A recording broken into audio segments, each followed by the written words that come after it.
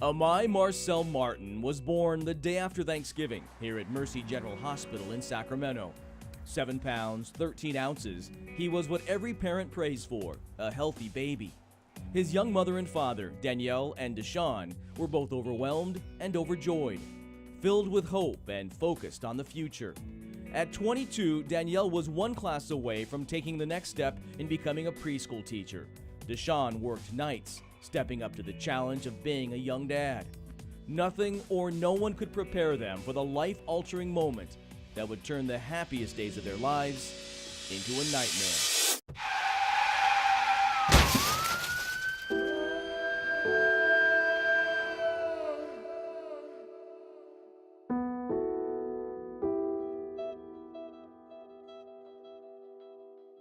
It was Saturday, December 6th, just after 12:30 in the afternoon.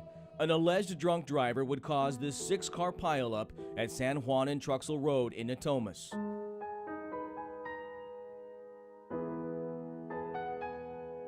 I was looking down at my phone and all of a sudden we were just rolling, like flipping. Danielle's brother James was in the passenger seat of this white Honda. Danielle was behind the wheel. And I sit there and I'm trying to look to my left to look for my sister, and she's on top of me, passed out. Did you think your sister was dead? I didn't know what to think. Like, she wasn't reacting to anything that anybody was doing. With 6 broken ribs and a collapsed lung, James couldn't move, but knew there was one other person in the car he needed to check on. 8-day-old Amai. I'm just sitting there saying, get the baby, get the baby. An off-duty police officer who was near the accident scene had reached in through the shards of glass and mangled metal to grab the baby. Amai's car seat was cradled by the wreckage. And the entire back seat just collapsed around him, protecting the car seat from any damage at all. His only injuries, a scratch on his nose and a tiny black eye. Thank God, you know, like someone was watching over. Danielle's injuries would be far more severe. Her family's questions would go painfully unanswered. Just tell us that she's gonna live. Just tell us that she's gonna be okay. They kept saying they didn't know. The impact of the crash had broken her pelvis, cracked her spine, ruptured her spleen, and lacerated her liver. After being checked out at the hospital, her baby would be going home, but without his mother. He was the first thing that she asked about as soon as she woke up every morning. Was, where's Amai? How is he? What's going on? Amai was safely in the arms of his aunt, Danielle's sister, Cassie, and his father, who take turns taking care of him. But they know no one can replace the mother-infant bond. It's the most crucial bonding time that they need to be together, and she is having to be without her child.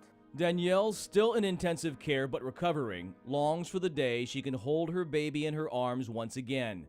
For now, she has to settle for the next best thing. My little baby boy. Do you see him smiling? We were there as the young mother saw her angel via FaceTime. He looks so cute. I know. We dressed him up today. His little shoes. You can hear it in her voice. This young woman is getting stronger by the day. And the message she brings with her recovery is a bone-chilling reminder. I love you too, and just please make it known that people should never drink and drive. We will. Don't cry. You okay? They are all going to be okay, but they'll never be the same. Danielle will need months of therapy to heal. James' aches and pains will linger. Baby Amai's rough start speaks for itself, and the resiliency of this family speaks volumes. Here's my mind. No alleged drunk driver can crush their spirit, but what he's accused of doing can provide a life-saving lesson. One baby Amai will be told when the time comes.